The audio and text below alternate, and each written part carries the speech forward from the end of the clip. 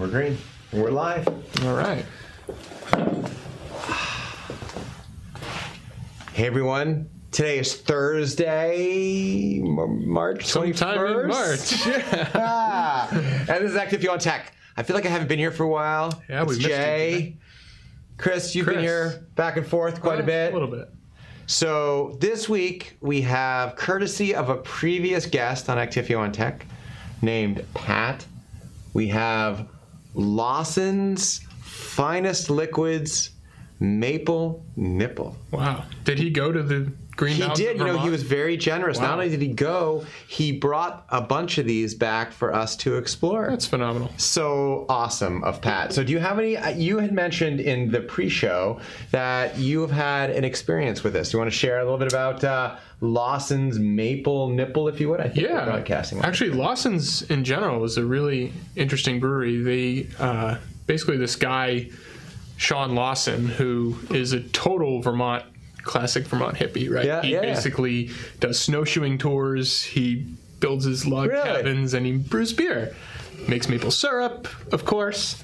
So I had the pleasure many years back of attending the farmers market in Waitsfield, which was famous at the time for having Sean Lawson's beers being sold there. And that was my first introduction to them. Since then, he's actually opened a brewery and tap room to the public, and his success continues to grow. So good for him. Nice. And cheers. Cheers to you. Cheers to you. Let's try it out. It's a little different than our usual hoppy beers that we get on the show here. Nice very amber ale. Smooth. I like smooth, it. Yeah. It's the kind of thing that right up my alley for sure. Yeah. I like that it's sweet, but not too sweet. Yep. Not too much maple. Very Excellent. Good. So let's see. So on the docket today, do you want to start or shall I? Go for it, Jay. All right. So let's start with a little late to the story. And I know that people who have watched this before will know that, you know, I use Apple hardware. I'm not really a hardcore Apple guy, but Apple is in the news today with the story about creating their own sort of Apple TV, not device, but actually streaming service. Think like Netflix or, you know, Prime TV. I'm not sure what's called that. Prime Video? Prime Video, yeah. That kind of thing. And so the interesting thing is I was thinking about this, and their strategy is different. They're spending a lot of money, I think $2 billion, to create net new content, but they're not actually potentially licensing any content. So the only thing you're potentially going to get on Apple TV, and maybe it's not a bad thing, is unique new content. But it's interesting. You think you can really build a service on only proprietary content, if you will? I guess it depends on how much it costs, right? Well, I suppose. There are a lot of vendors jumping into this game now. You've got Disney that's launching their own service. So all those shows got pulled off of Netflix, right? So there's a lot of competition in this area.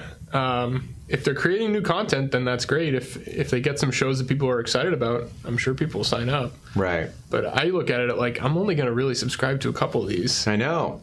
And I love my Netflix subscription. Prime just comes with Prime. Right. Everyone's got Prime. I know, right? it's true. Just sort of a thing. It's there, I know. But I'm not going to sign up for 10 different $10 a month services. I know. That brings me back to cable. I know.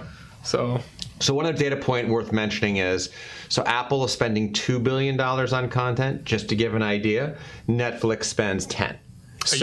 A year. Wow. So Netflix is spending 5x what Apple is spending. Sure. The thing I worry about with this is that, you know, it's very hit driven, right? You have to get sort of the Orange is the New Black or whatever the show is that everyone wants. So if you get that, that can be good. But if you don't get that, well, you're kind of hosed a little bit. So how does Apple sort of have this string of hits that they continue to do? Because it's hard and it's different from designing hardware and the things that they do. It's not their sweet spot. Yeah, exactly. So it'll be interesting to see. I don't know. I freely would admit I'm with you on that one, that I'm a very limited subscriber, limited bandwidth for these things. So it's probably not on the top of my list to subscribe to. Well, one thing's for sure, they've got a ton of cash to spend. So maybe dropping $2 billion on original content seems like a safe way to explore a new venture. But I think I would add, I will keep going, sorry, but the other thing that's very closely related to this is that the MPAA, the Motion Picture Association of America, came out with their own data just this week about consumption of media. Okay. And basically, you know, what they're saying is that digital consumption grew by about 25%, whereas internationally it grew by 34%. So, but physical releases, like in the movie theaters and others, dropped by 15%. And I think the data for cable companies is that their number is dropping as well, you know, by about 2% last year. So that's not that much compared to the rise, but I think the point simply is that this is pointing to, related to the Apple TV thing, about how people are really jumping towards sort of the online digital content now. And that's been happening for a long time in certain age groups and certain things, right? Sure. You know, cord cutters. But yeah, I do have to wonder if this money is all being generated now by Netflix, Apple, whatever. Either people are just watching more content now, or the cable has to be losing. Right? I mean, I remember reading maybe 10 years ago how many hours of TV a week the average American watches. Right. And I was astounded. It was, I don't remember the number, it was some really high number. Right. Thinking, wow, there's no way that we're doubling that now. There's just no time left in the week. It's true. So they got to be watching less cable. So have you ever explored cord cutting yourself? I don't think you're a cord cutter. Yeah, so we did for a brief time. Living in Watertown, we had nice cheap internet and didn't want to pay for cable. Nowadays, the packages for Verizon, it's kind of, they throw in the cable for nothing, but can't say we do a lot of time on the cable. It's nice for sports because I really don't want to pay, again, another fee to NFL, another fee to NBA. I agree with you there. But other than that, most of our stuff's Netflix, Amazon. I know. So I have friends who've done it, and I've debated. So the seemingly question of what things you'd want, because you want the network stations, that's where the sports are. Yeah. Seems like two things I hear a lot about are YouTube TV and Direct TV Now, I think it's called. And it's interesting because even then, to your point, like, well, I like to watch certain things. Well, you go there and it's weird because certain channels, like maybe you like to watch Food Network, for example. Yep. It's on one but not the other. And so it's like you have to pick which one you want based off of what channels are available because they're not all there. Right. Whereas we're all used to, for cable, effectively, we get way too many channels. We have everything we possibly could want. In fact, more than we want. And there's still nothing on. I know there's still nothing on, I know. I know, totally. Maybe related to that, I did happen to see a headline today that the American Cable Association or whatever, some lobbying group, changed their name to Communications. Oh, really? Rather than Cable. Oh, so I think nobody wants to be in the cable business anymore, obviously. Clearly. So I know you had one too. Give me the word on what you were thinking about today. Sure. So an article came across about plain text passwords, our old bogey. A lot of websites have been sort of famous for storing your passwords in plain text, which is very bad for many reasons. Right. This is a little spin on that. So Facebook was revealed to have had what we believe to be logs of user requests to Facebook that contained passwords, and the logs were unencrypted. So in effect, your passwords were in plain text. Right. Even though they were storing them in the database in the proper format, they were written down somewhere else in plain text. Worse than that, those logs, of course, are used by developers like me to understand problems and whatever. So Facebook managed to do a little analysis, and they said maybe as many as a couple thousand different employees had seen the sensitive data. Now, that's not saying that they acted on it or whatever. So they have NDAs and all that kind of stuff. But still, I agree with you. That's scary. You shouldn't have that. It gets to sort of one of the things we talk about internally when it comes to, I'll digress for one brief moment to work, about test data management and things. It gets to the point about why you want to sort of mask or hide critical data, even if people need to see it. Ideally, you want to hide that, right? So maybe you give them that with the passwords that are somehow obscured. So that way they still get the data they need, but they don't see that, you know, Chris's password is ABC123. Right. And from a user perspective, it just goes to show, once again, don't use the same password on every service, please. I know. It's hard not to, but I agree. It's very hard. I know. Password managers are not But then they become a central point of failure as well, because if your password manager gets hacked, then you're really in trouble. Yep. This is still an area that we all struggle with. So Totally. Now, have you ever used or tried an e-cigarette? No, I I haven't either. But I feel like... My Sims used to smoke, though, so I feel like I have. Oh, in SimCity or Sim Life or whatever it was? No, but it feels like that's a very common thing, unfortunately, that people are doing more and more. Yeah. And we see it in... My kids are younger, but I hear about it happening in high school and things like that. And it sort of feels like the next...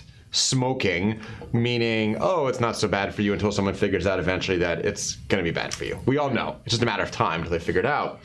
Well, so the interesting thing is that another story I saw today is that San Francisco wants to ban e-cigarettes until the health effects are sort of proven, meaning what it is, good or bad. Let's be realistic. It's going to be bad. Well, you really can't prove that they're good. Right, it's like well, a never-ending study, right? Exactly. Well, I mean, does it cause this? Does it cause this? Well, you have to believe that inhaling any sort of chemical consistently into your lungs is probably not good for you. That's sort of my theory, for better or for worse. Interesting, yeah.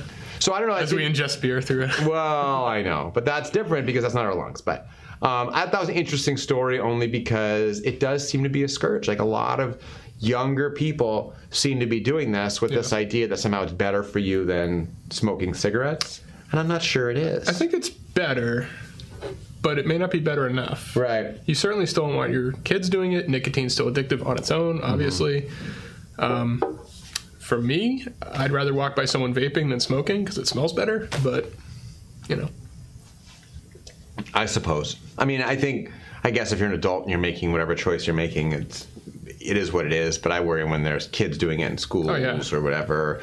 And I'm not sure kids were always smoking, right? But it's a little easier to conceal when it doesn't stink you. And I'm not sure the rules are as tightly enforced, but maybe they are. I don't know. But that's what I just hear about these things. I don't know. Yeah. I have already tried to instill the fear of God in my kids. Boys, don't you do that about that, because it's not good for them. Careful with that abstinence-only education. Oh, well, they will try it, I'm sure. We all at one point had at least, one smoke, if you will, even past presidents, right? But they didn't always inhale. Did not inhale.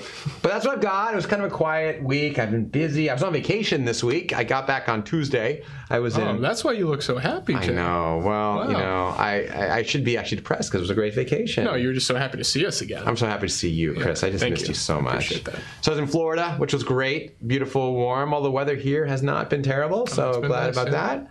So other than that, it's been great to be back on tech and back in the office. So I think that's all we have for today. Let me pour you a little more of this Maple Nipple from Lawson's Finest Liquids. Thanks, Pat. Thanks to Pat. Appreciate that. And I think that's all we've got. Anything else? That'll do it. All right, ladies and gentlemen, have a great weekend. I will be not here next week, sadly, so hopefully Chris will be, and hopefully Jason will be back as well. He's actually traveling this week in exciting Pittsburgh, Pennsylvania. Woohoo! All right. So see everyone. I'm going to have to step away and shut this bad boy down because Geo ditched us. So take care. See you next week. Hit that subscribe button.